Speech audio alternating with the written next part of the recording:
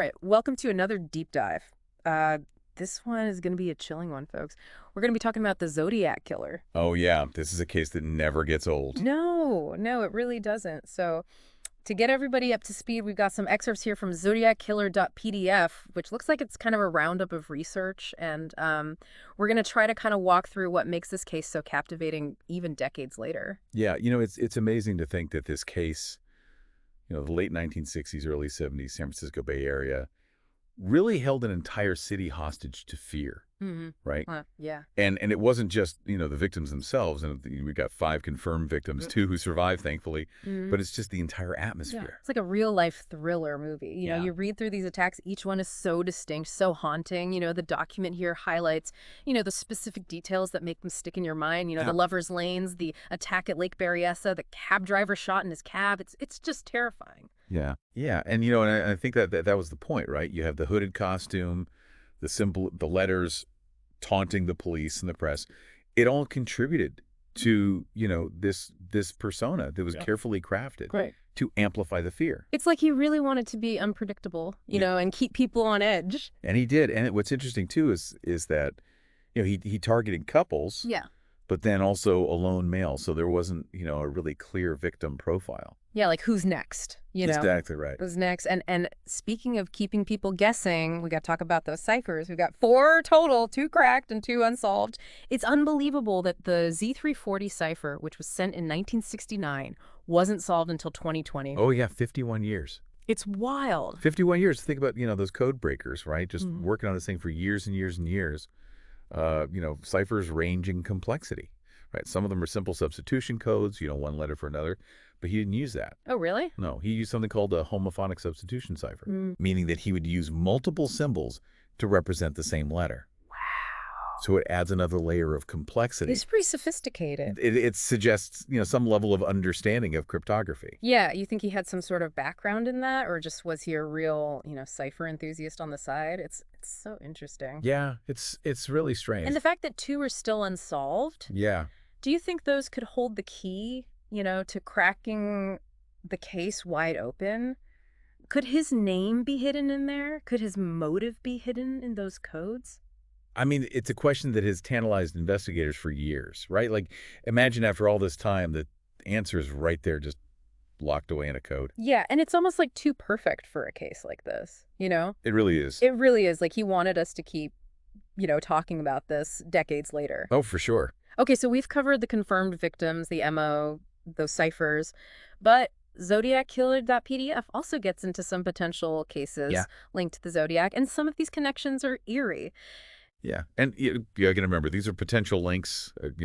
Law enforcement hasn't officially confirmed anything. Of course. But the similarities are there. They're there. So let's start with Cherry Joe Bates. This case predates the confirmed Zodiac killings. It takes place in 1966. Yeah, and what gets me about this case is the typewritten confession sent to the police, a poem carved into a desk at Riverside City College, where she was a student. It all feels very Zodiac-y. Yeah. Is it possible he was active even earlier than we thought? Well, it's possible, right? And the style, the tone, it raises a lot of questions. And then you've got the astrological murders, which are suspected serial killings around the same time and area as the Zodiac. And what's weird about them is how some of the murders seem to coincide with celestial events. Right. So you have to wonder, was this a different killer, fixated on patterns and aligning their crimes with the stars, or was it just another way for the Zodiac to, exert control? It's like power over the situation, over the public. Exactly. Yeah. And then there's Donna Lass, the nurse who vanished from Lake Tahoe in 1970. Oh, yeah. The circumstances are just strange. The anonymous phone call saying she wouldn't be back to work. A postcard that some believe was connected to the Zodiac. It wasn't until 2023, so very recently, that a skull found near Emigrant Gap was identified as hers through DNA. It's crazy how this case just, keeps going. Yeah, the shadow it casts is so long. It is. It makes you think that maybe his reign of terror was even more extensive than we even realized. Potentially, yeah. And speaking of extensive lists, The number of suspects investigated in this case is just unbelievable. Oh, I know, thousands. Thousands. How do you even begin to narrow that down? And yet, out of all those thousands, only one was officially named by police. Arthur Lee Allen. Arthur Lee Allen. This guy seems like a whole other rabbit hole. Yeah. In this case, what was it about him that made him stand out? Well, it's a mix of things, right? He owned a Zodiac brand watch. He had knowledge of ciphers. Some witnesses placed him near crime scenes. But then on the other hand, his handwriting didn't match the Zodiac's. DNA tests at the time were inconclusive. So it's like almost more questions than answers. Yeah, it really is. I mean, was he just a really good manipulator? Yeah. Or was he just, a convenient scapegoat for a police department that was under immense pressure to solve this case? Yeah, he's like a puzzle within the larger puzzle He is. of the Zodiac case. And the fact that he was the only one named, officially, it just adds fuel to that fire. Oh, for sure. Yeah, it makes you wonder, though, about all those other suspects, right? And what parts of their stories haven't we heard about, Yeah, I mean, this document, focuses on Allen, but a case this big. Right. You got to imagine he wasn't the only person of interest. No, definitely not. It makes you think about the volume of information, the leads, the dead ends that investigators must have gone through, Oh, yeah. over the years. Just mountains of paperwork. It must have been so frustrating to feel like you're always one step behind, Oh, totally. And especially with someone like the Zodiac, a master manipulator who knew how to use the media to his advantage. It's like he almost designed this case to be unsolved, to keep us talking about him, to keep us guessing. And he succeeded. He did. And that's kind of what we're going to talk about next. How did this case become woven into the fabric of pop culture? What is it about the Zodiac that keeps us coming back? Yeah, it's a good question. I think it's that, it's the unsolved ciphers, the cryptic messages, the haunting letters. It's like he laid out a challenge to the world, and we're all still trying to solve it.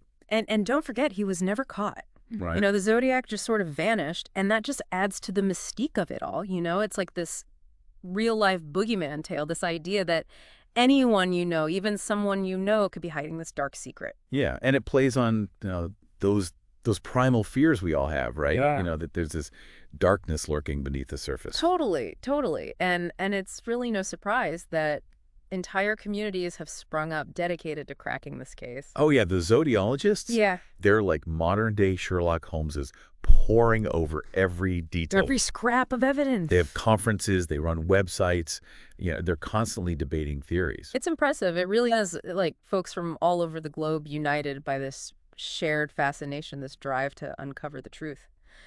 Why do you think it is about the Zodiac case in particular that attracts these amateur sleuths? Well, I think it taps into that universal desire to solve a puzzle, right? I mean, we're all drawn to, stories of good versus evil, the pursuit of justice, and the Zodiac case with, the unsolved ciphers and the unidentified killer. It's like the ultimate unsolved puzzle. But I think there's more to it than that. Think about the time period, the late 60s, early 70s, a time of social upheaval, cultural shifts, a growing sense of unease. I think the Zodiac, in a way, became this symbol of that underlying anxiety, the fear that things were spiraling out of control. That's a really interesting point. It's like he tapped into this collective nerve, this sense of uncertainty that resonated far beyond the Bay Area. And then you have this ripple effect, right? How this case has infiltrated our collective consciousness through pop culture, books, documentaries, and of course, Hollywood movies. Like David Fincher's Zodiac from 2007. Such a good movie. So good. And I think, it captured that meticulous investigation, right? The dead ends, the sheer frustration of a case that just refuses to be closed. Yeah. And I think it introduced the Zodiac to a whole new generation, reminding everybody that some mysteries just don't go away. And it goes beyond just the big screen. You see the Zodiac referenced in TV shows and novels, even in internet memes. Oh, yeah. He's become this shorthand for unsolved mysteries, a symbol of, that lingering darkness that can hide in plain sight. It's really a testament to the enduring power of this story. Yeah. The Zodiac, whether intentionally or not, created a narrative so compelling, so chilling, that it's become ingrained in our culture. Yep. It makes you wonder, what would it take to finally solve this case? Yeah. Is there a missing piece of evidence out there just waiting to be discovered that could finally bring some closure? That's the million-dollar question, right? I mean, after all these years with advancements in DNA technology, digital forensics, you'd think we'd be closer to an answer, but the Zodiac continues to evade us. What are your thoughts on the likelihood of ever truly identifying him? It's tough to say. On one hand, we have, more tools at our disposal than ever before. Hmm. Cold cases are being cracked all the time thanks to new technologies. So Hmm. there's always hope that, a fresh look at the evidence coupled with advancements in forensics could yield a breakthrough. But on the other hand, Zodiac was incredibly careful. He wore gloves. He avoided leaving fingerprints. His methods were often designed to mislead investigators. So even with all of our, fancy new technologies, we're still up against the cunning of a master manipulator. I think so. It really makes you appreciate the challenge faced by those original investigators back in the 60s and 70s. Absolutely. They were working with limited technology. Public pressure was immense, and this guy was always one step ahead of him. Always one step ahead. It's really remarkable the progress they did make cracking two of the ciphers, piecing together a profile, following countless leads. Yeah, they were dedicated. Yeah, it speaks to their dedication, even if a definitive answer remained elusive. And that kind of leads us back to that central question. What is it about this case that keeps us captivated even after all these years? Well, I think it's a combination of factors, right? There's the sheer horror of the crimes, the brazenness of the killer, the fact that, he directly engaged with the media and Mm. turned the investigation into this public spectacle. Then you have the mystery, the unsolved ciphers, and the possibility that, the answers are hidden in plain sight, just waiting to be decoded. But perhaps the most compelling element is the lack of closure. Yeah. The Zodiac was never unmasked. He was never brought to justice. And that open-endedness allows our imaginations to run wild, to fill in the blanks and perpetuate the legend. Yeah, it's like he created a story that just won't end, and we're drawn to the mystery, but we also want that resolution, right? That sense of justice being served. We do. Yeah. And when that's missing, it leaves this void. Totally. This unsettling void. And that void, I think, is what keeps people coming back. They're searching for those missing pieces, trying to make sense of something that just doesn't make sense. It's true. It's a reminder that even in, this age of technology, this age of information, some mysteries may just never be solved. It's true. Well, this has been quite a journey. It- We've gone from those terrifying attacks in the Bay Area to, this global community of zodiologists still searching for answers today. So before we wrap up, let's make sure we've got those key takeaways locked in. Okay. All right. So let's do a quick recap. Yeah. We started with those 5 confirmed victims, right? Yeah. Each attack bearing, those chilling hallmarks of the Zodiac. He wasn't just a killer. Right. He was a showman using the media to cultivate this persona, Yeah. this boogeyman who seemed to really control the entire narrative. And then there are those ciphers, 2 cracked, 2 still unsolved, possibly holding the key to his identity. We even explored, those potential cases, Sherry Jo Bates, the astrological murders, Donna Lass, each one adding, another layer of intrigue, another thread in this really tangled web. And of course, we can't forget Arthur Lee Allen, the only suspect officially named by police. Right. Was he, a criminal mastermind who outsmarted everyone, or was he simply caught, in the crosshairs of a desperate investigation? The evidence is conflicting. It really leaves us with more questions than answers. Yeah, what strikes me is how this case transcends the typical true crime narrative. It's not just about the victims or the investigation. It's become this cultural touchstone, this symbol of, our fascination with the unknown, with the darkness that can lurk beneath the surface of everyday life. The Zodiac case, it forces us to confront some uncomfortable truths, right? That evil can be random, that sometimes the puzzle pieces just don't fit, and that some stories may never have a neat ending. Yeah. It really challenges, our sense of order, our belief that justice will always prevail. So where does that live us? We've explored the evidence, the suspects, the cultural impact, but the central question remains, who was the Zodiac Killer? Right. Will modern technology eventually, reveal his identity, or will this forever remain, one of history's most chilling unsolved mysteries? That's a good question.